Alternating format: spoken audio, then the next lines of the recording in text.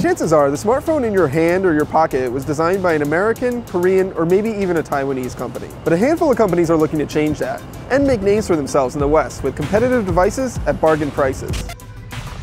The most well-known Chinese companies in the West have been Huawei and ZTE, but neither has been very successful in breaking into the mainstream, high-end smartphone markets in the US and Europe. But Oppo and its recent offshoot OnePlus are taking a different tack. Instead of trying to buddy up with carriers, they are selling their phones unlocked direct to Western consumers. Oppo's new Find 7a and the OnePlus One are strikingly similar from the outside. In fact, apart from slightly different button placements, the only differences between the two phones are the software that they run and the prices that they sell for. Both phones are a nerd's dream in terms of specs. They have 5.5-inch 1080p displays, current quad-core processors, support for European and American LTE networks, 13 megapixel cameras, and clean, plastic designs with solid build quality. The $499 Find 7a runs Oppo's custom version of Android, dubbed Color OS. Based on Android 4.3, Color OS is a heavily modified version of the platform, similar to HTC's Sense or Samsung's TouchWiz. Virtually everything about the software has been touched by Oppo's designers and looks significantly different than what comes out of Google's software labs.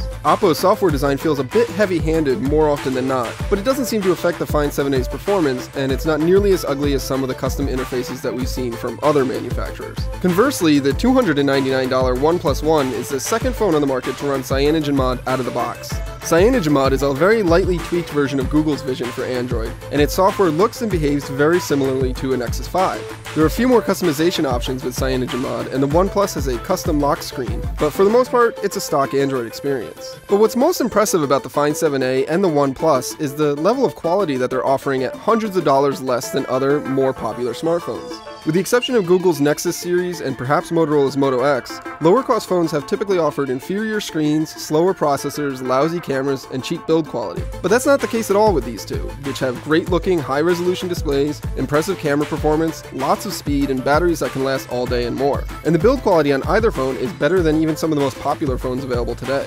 There's still a few things that will likely hold the Find 7a and the OnePlus One back from really taking the market by storm. They are rather monstrous and impossible to use with one hand, and the average consumer in the US isn't likely to order a phone online, sight unseen, from a manufacturer that they've never heard of. But buying habits are changing, and as more customers in the US make it worthwhile to purchase a phone out of contract instead of taking a subsidy, Chinese manufacturers are poised to capitalize on that opportunity. After all, when there's a price difference of nearly $400 between the OnePlus One and another high-end Android phone, what would you choose?